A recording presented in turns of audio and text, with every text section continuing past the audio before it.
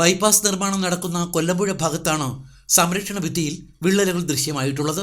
Service റോഡിനും ബൈപ്പാസിനുമിടയിൽ നിർമ്മിച്ചിട്ടുള്ള concrete ഭിത്തിയിലാണ് വിള്ളലുകൾ വീണത്. 15ഓളം വിള്ളലുകൾ വിവിധയിടങ്ങളിലായി ഉണ്ട്.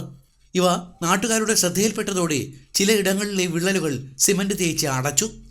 30 കിലോമീറ്ററോളം ദൈർഘ്യമുള്ള കഴക്കൂട്ടം കടമ്പാട്ടുകോണൽ ദേശീയപാതയുടെ ഭാഗമായാണ് ആറ്റിങ്ങൽ ബൈപ്പാസ് നിർമ്മിക്കുന്നത്.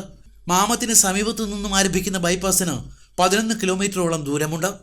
ഇത് കൊല്ലമ്പുഴയിലെ നിർമ്മിച്ചുകൊണ്ടിരിക്കുന്ന ബൈപ്പാസാണ്. അശാസ്ത്രീയമായിട്ടുള്ള നിർമ്മാണമാണ് നമുക്ക് മുന്നിൽ കാണാൻ കഴിയുന്നത്.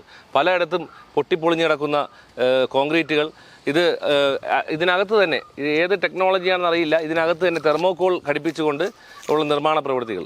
പലയിടത്തും ഈ കോൺക്രീറ്റിൻ്റെ മണ്ണ് ഫില്ല് ചെയ്തുകൊണ്ട് കോൺക്രീറ്റ് ചെയ്യുമ്പോൾ പലയിടത്തും അത് താങ്ങാൻ വയ്യാതെ ഭിത്തികൾ പൊട്ടി മാറിയിരിക്കുകയാണ്. ആ മാറിയിരിക്കുന്ന ഭിത്തി ആരും കാണാതിരിക്കാൻ, ഇവരുടെ ക്രമക്കേട് പുറത്തു വരാതിരിക്കാൻ വേണ്ടി പാച്ചപ്പ് വർക്ക് ചെയ്തിരിക്കുകയാണ്. അപ്പോൾ ഈ വലിയൊരു അപകടം, ആറ്റിങ്ങൽ ഇതുവരെ കണ്ടിട്ടില്ലാത്തൊരു അപകടം നാളുകളിൽ സംഭവിക്കാനുള്ള സാഹചര്യമുണ്ട്. ഇത് വെറും അശാസ്ത്രീയമായിട്ടുള്ള നിർമ്മാണ പ്രവൃത്തിയാണ്. ബൈപ്പാസ് നിർമ്മാണം നടക്കുന്ന കൊല്ലമ്പുഴ മേഖലയിൽ മണ്ണിന് ഉറപ്പില്ല. ചതുപ്പ് ദേശം നികത്തിയാണ് നിർമ്മാണ പ്രവർത്തനങ്ങൾ നടക്കുന്നത്.